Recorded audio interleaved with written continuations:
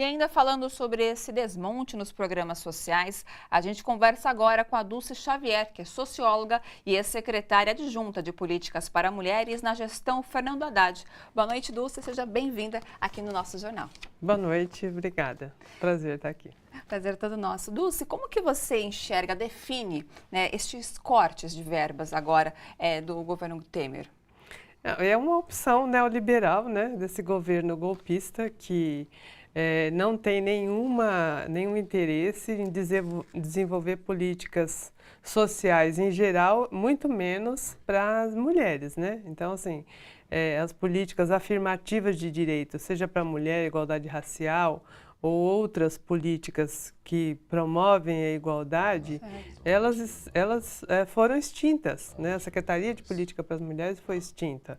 E as A que não Secretaria foram da estão acabando praticamente. Estão acabando. Né? E as políticas que ficaram estão cortando, estão sofrendo esses cortes de orçamento que já precariza mais ainda aquilo que já tinha muita dificuldade de ser viabilizada como uma política pública adequada.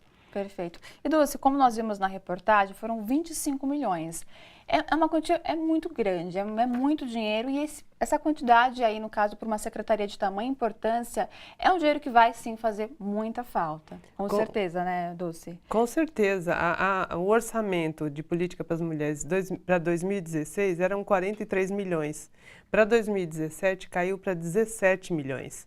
E desses 17, ele cortou mais para incluir nesse montante que ele está repassando para a Secretaria de Comunicação, né? Então, é extinguir a política de enfrentamento à violência, que teve uma importância muito grande através do Pacto de Enfrentamento à Violência, que o governo federal repassava dinheiro para os municípios para criar serviços. A Casa-Abrigo aqui do ABC foi construída com o dinheiro do Pacto Nacional de Enfrentamento à Violência. O Centro de Referência de São Bernardo funciona com o apoio desse projeto do Pacto Nacional. Certo. Então, assim, são serviços que deixarão de funcionar. Seria uma forma, talvez, também de calar a voz feminina? Você enxerga como... Com certeza. Esse governo, ele não tem uma opção neoliberal fundamentalista, porque eles acabam aplicando as regras do neoliberalismo com mais contundência ainda que os países que criaram, né? E eles calam as mulheres calaram as mulheres quando acabaram com a Secretaria da Mulher, e agora precarizam e extinguem os serviços que eram mínimos, precários, porque são 13 mulheres assassinadas por dia, e a gente vai ter fechamento de serviços. A Casa da Mulher Brasileira, que está construída em São Paulo e pronta desde o final de 2016, ainda não entrou em funcionamento, e esse dinheiro desapareceu entre o governo federal e a Prefeitura de São Paulo, e a Prefeitura de São Paulo segue também esse modelito de extinguir serviços, né? Então, assim, é uma precarização total das políticas para as mulheres. Na questão, você poderia apontar, por exemplo, os principais ataques voltados às mulheres desses programas? Quais hoje sofrem justamente com essa redução de recursos, Dulce? Olha, em relação às políticas para as mulheres, especificamente, fechamento de serviços. Então, as casas da mulher brasileira, que deveria ser um espaço onde a mulher é atendida em todas as suas necessidades, que vão desde a delegacia, a defensoria pública, o juizado de violência doméstica, o atendimento social e psicológico. Isso está sendo precarizado onde estava funcionando. Em São Paulo, ela não começou a funcionar ainda. Foram fechados serviços em São Paulo, em São Miguel Paulista, que é uma região com bastante população e muita violência. A Casa de Passagem, que é a única em São Paulo, que atende 24 horas, ficou 4 meses sem receber.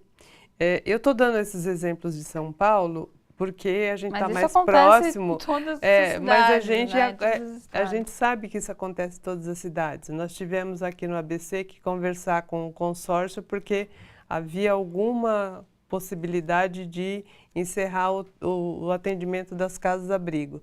Então, o movimento de mulheres está atento, está acompanhando. Eu acho que uma outra coisa grave, que além do corte da política especificamente, o corte na saúde, por exemplo, o ano passado, apenas 24% das mulheres que deveriam fazer mamografia conseguiram fazer. Então, quase 9 milhões de mulheres ficaram sem mamografia no Brasil. É o 5º ano com a maior, com a maior ausência de mulheres para fazer mamografia. Então, são decorrências que vão prejudicar muito a saúde das mulheres, o atendimento específico em relação à violência e outras políticas. Tá, você acredita que é possível reverter esse quadro? Qual seria o caminho, Dulce, na sua opinião? Eu acho que, primeiramente, é a gente lutar por democracia. Defender a democracia, defender que a gente tenha uma eleição democrática, respeitando a Constituição, considerando a possibilidade do Lula ser candidato, né? Então, acho que... Porque sem um governo popular e democrático, as políticas públicas ficam praticamente inviabilizadas, né? Então, acho que primeiro é isso. Começaria defendendo a democracia e uma política, um governo popular e democrático. Certo. E acho que a gente tem que se mobilizar e denunciar esses cortes, denunciar a extinção desses serviços, dessas políticas. E também um outro instrumento são os conselhos, né, que foram criados também no processo democrático, os conselhos de política para as mulheres, que têm essa função de monitorar as políticas públicas, e a gente também utilizar o Ministério Público, que tem que também monitorar as políticas públicas e tem que fiscalizar e fazer acontecer, né? Então, eu acho que a gente tem que denunciar, se mobilizar e não deixar que essas políticas terminem, né? Perfeito. Lúcia, obrigada pela sua participação. Obrigada a vocês.